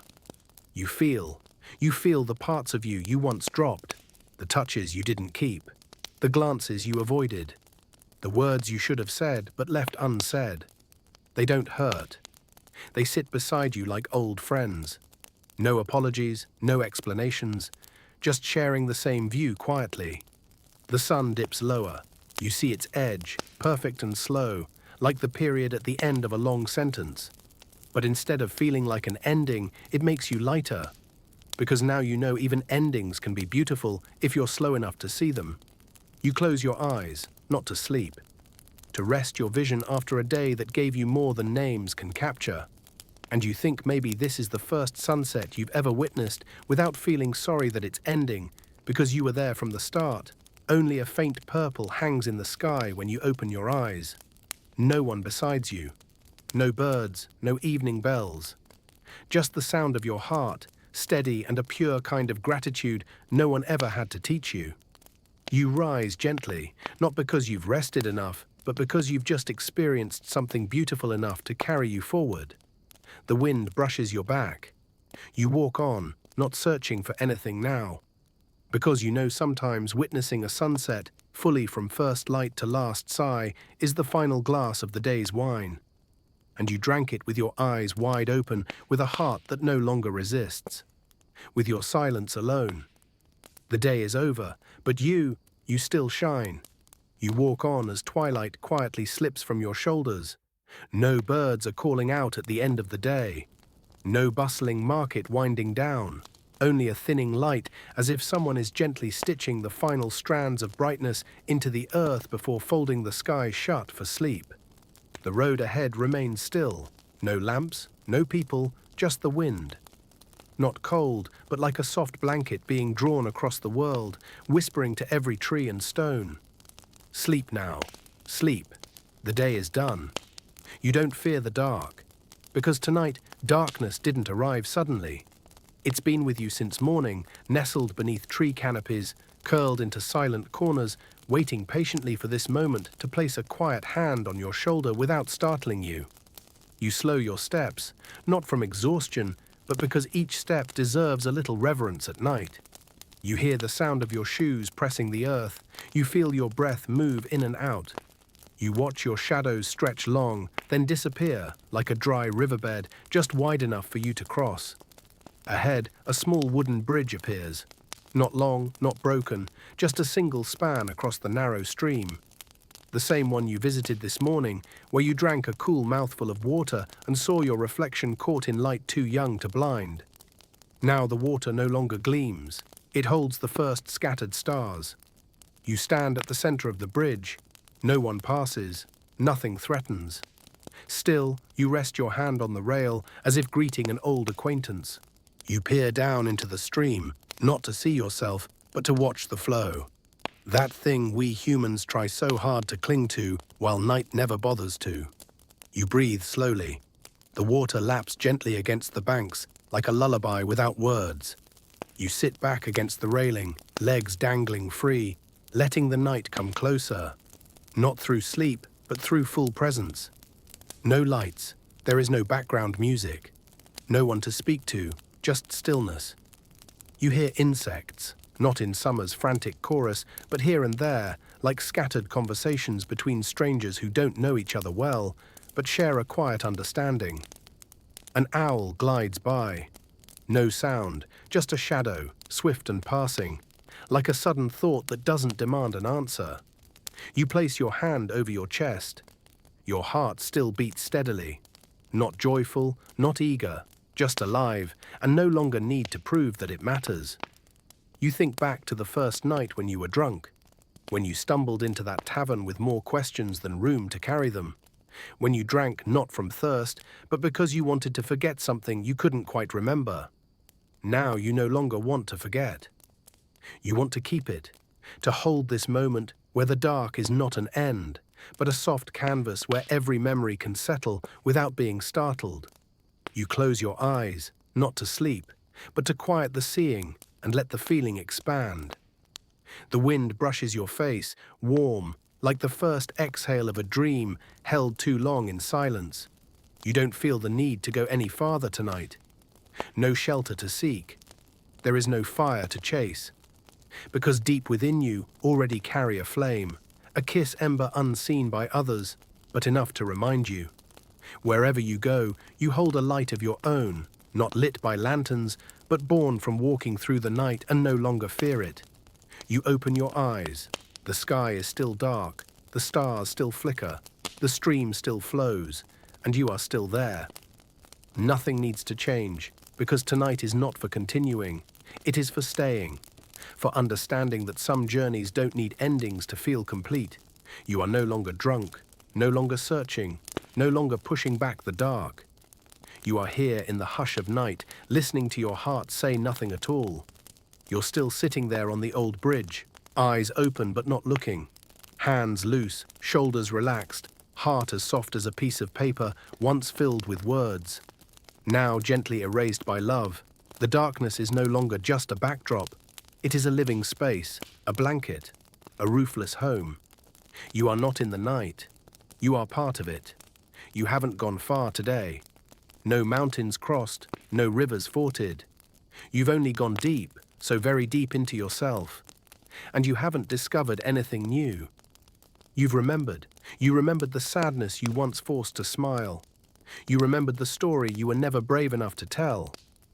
You remember the people who passed through your life and never got to say goodbye correctly. None of it hurts now. None of it stings with regret, because now you're finally still enough to look back without needing to run. The moon rises. It's not as bright as you once imagined, but bright enough for you to see your fingers still trembling slightly from emotion. You exhale, a long, full breath. Not from exhaustion, but because you just untied something inside. Not with thought, but by simply sitting still with yourself. You push yourself up gently. The bridge doesn't creak. The night offers no resistance. The grass on either side of the path bends slightly, like wordless farewells. Thank you for staying. You walk forward with no urgency in your step, no searching in your eyes, no emptiness in your chest. You pass a large tree, ones you saw earlier in daylight. It's just a silent shadow. Then now you reach out and touch it. The bark is rough, cool to the touch. There's a deep scratch, perhaps left by a wild animal long ago. You're not afraid. You keep your hand there as if you could comfort the pain of something long left behind without needing to heal it. You realize the night is not merely a portion of the day. It is where everything returns, sheds its shell, lies down, and stops trying to become something. You look up. The stars are still scattered above. But this time, you don't count them. Don't make wishes. Don't ask what's beyond that. You look and understand. Some lights exist not because they have a purpose, but because someone somewhere is still looking up. And tonight, you are that someone. You sit down by the grassy edge, lean back against a stone. It's not cold. It doesn't hurt. It's simply steady. You brush your fingers along the earth. Feel its dampness. Its scent rises into your hands like a memory you can't name, but somehow trust. Once felt like home.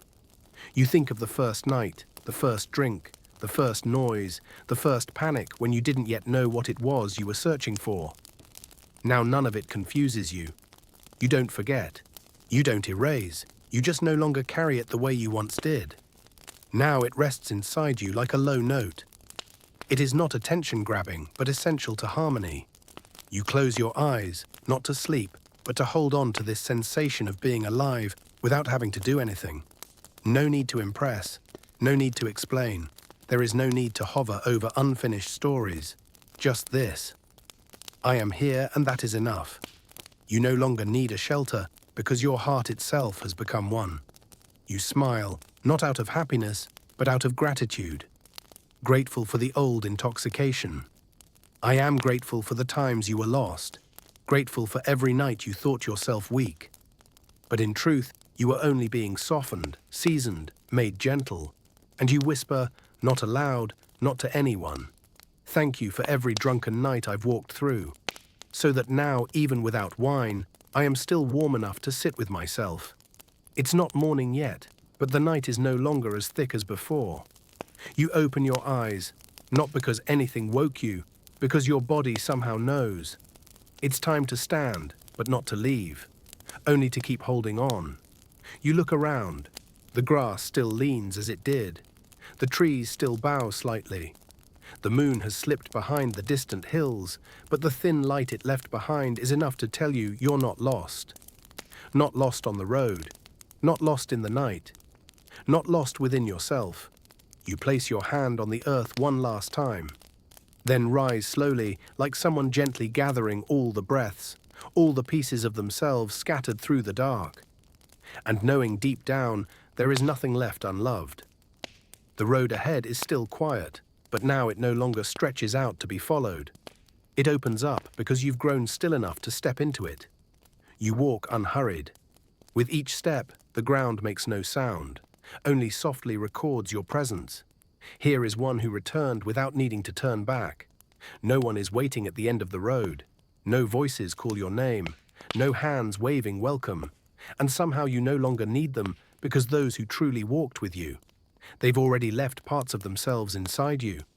They are the silent look of the older woman who left a cup of tea at her door. The bony hands scattering herbs into boiling water on your first night.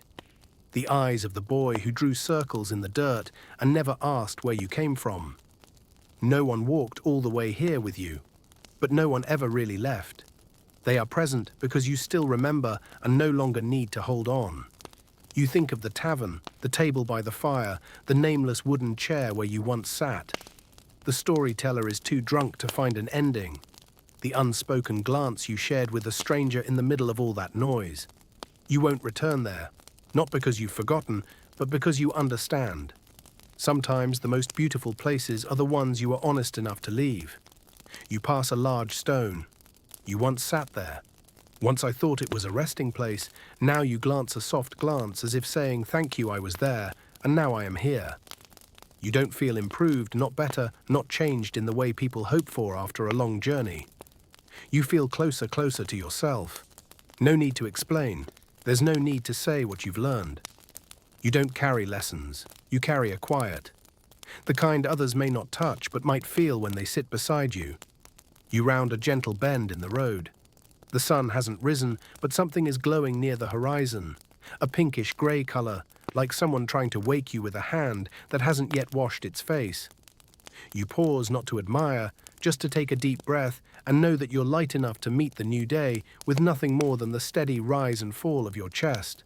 No one is beside you. No one waits ahead. No one calls out, "Welcome back." And you don't need that anymore because you have become the very place you once went searching for. A place where one can sit beside someone lost in the drink without being pulled in. A place that can walk through the darkness without asking when will the light return. A place where you can sit before a sunset without reaching for a camera.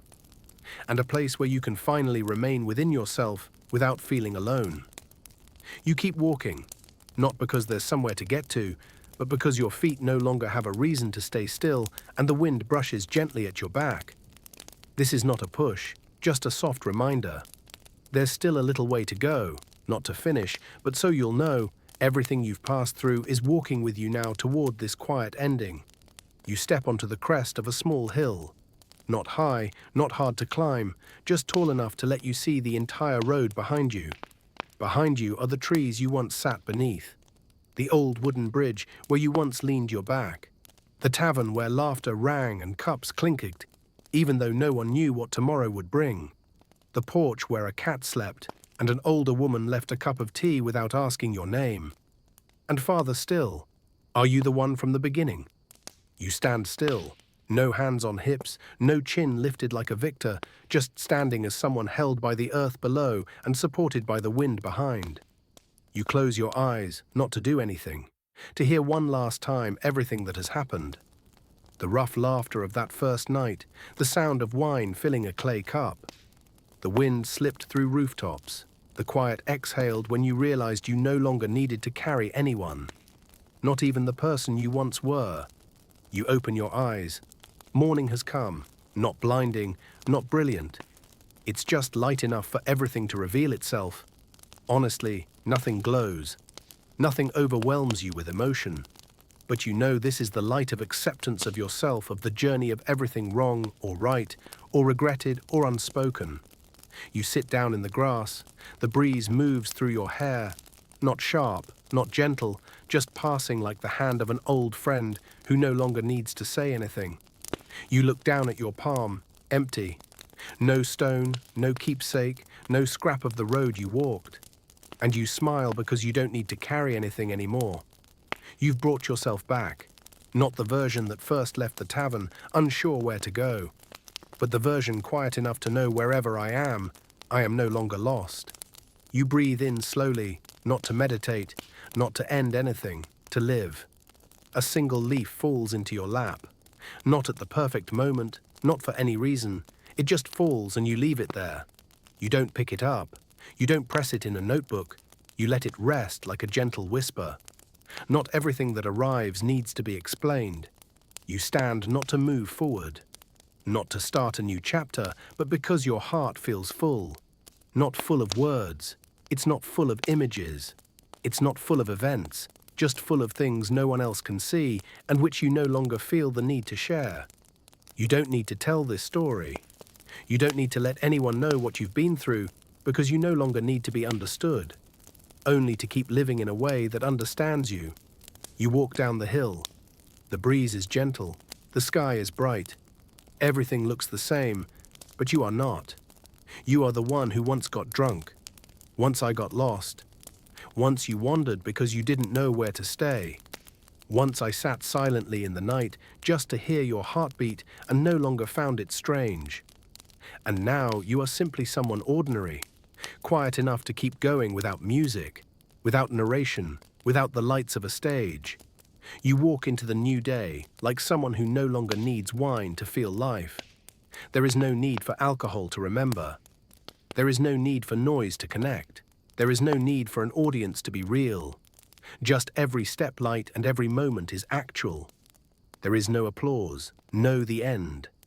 Only the wind at your back, the earth beneath your feet, and a soft voice in your heart that gently reminds you you were here truly, fully, and that is enough.